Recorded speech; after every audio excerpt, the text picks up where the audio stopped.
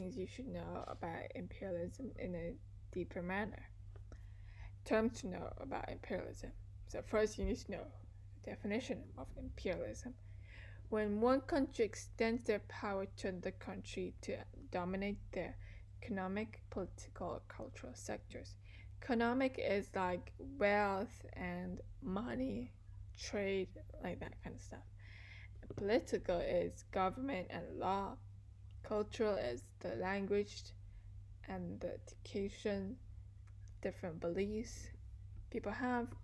Social Darwinism, a concept that believes in the survival of the fittest, where a certain race of people are better off than other race and deserve to uphold the wealth and power of the society.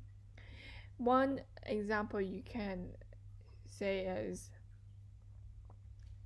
how the Europeans believed they were better than the Africans and that they were more civilized than them. So they had to go to them to educate them to become more educated as them. Scramble for Africa, a period that involved rapid colonization of Africa by European power. Many of them invaded Africa, like colonized it. Yeah, they did many things, different kinds of uh, imperialism toward Africa. Berlin Conference to discuss how Africa will be divided apart by the country and rules on how the resources will be split. They viewed Africans as only, objects, material that they can be exploited, and they just imagine like your country is being discussed, like that area is or the place where you live is being discussed. Oh, how will I divide this? And it's like they are dehumanized in some manners, as you can say.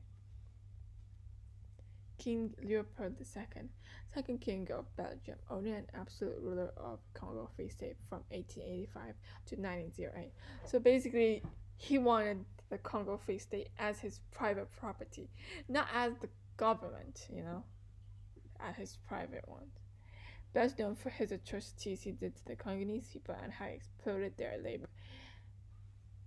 One example I can give you is that if you did something like bad and you didn't follow orders, your hand would be cut off.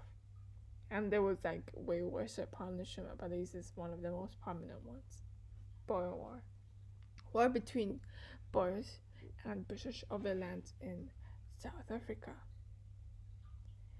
The Boers were the first one who came there, and then the British wanted that land. The Boers are people who descended is a population of the Dutch and Huguenot. The Dutch is basically Netherlands, and Huguenot is French Protestants. Concepts to be able to explain. What are the different types of imperialism? Economic imperialism, when one country has economic control over another. France to Haiti. France had economic control to Haiti and they were not allowed to trade to any other country other than France. British control over Indian trade, opium war between China and Britain. There weren't much opium trade between the two countries before, but after the Britain introduced them to the Chinese and they became addicted to it, the trade obviously boosted, but it also really harmed people's health and many people died. Cultural imperialism, domination of a more powerful foreign culture is placed upon another native culture. So, for example, it's French-speaking people in Africa.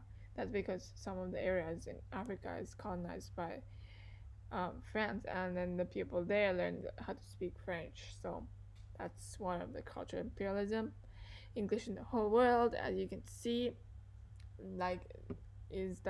English is the universal, let's say, language of the world, and that's one of the cultural imperialism of Britain. Many people may say it's America, but the one who invented where English originated is Britain. and Britain used to have large empires, so that also links back to this point. American culture. Now, because of the vast media and also the American power, American culture is widely seen in many places around the world. What were the reasons Europeans colonized Africa in 18th century? Europeans wanted the raw resources of Africa like rubber, gold, diamond, national pride. They just wanted like lands to themselves to feel, that they have more land than other people. Research to fuel industrialization. At that time, many countries were starting to have more factories and industrialize, so they need those coal and those resources to power those machineries. Growing racism, as you can see in the social dwarfism, they thought they were better, so they should go educate those people. Economic competition, since all the other European countries are scrambling for more land, if they don't do it like now or never, they won't be able to get the power and the land they want. What were possibly positive effects of imperialism? Economy improved, local warfare reduced, since they're all controlled by one leading power force. Improved medical facilities, better sanitation. What were negative effects of imperialism?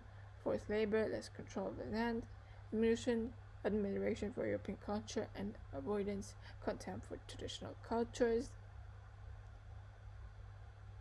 Artificial borders, divided groups of kinship, and forced together groups of rivalry.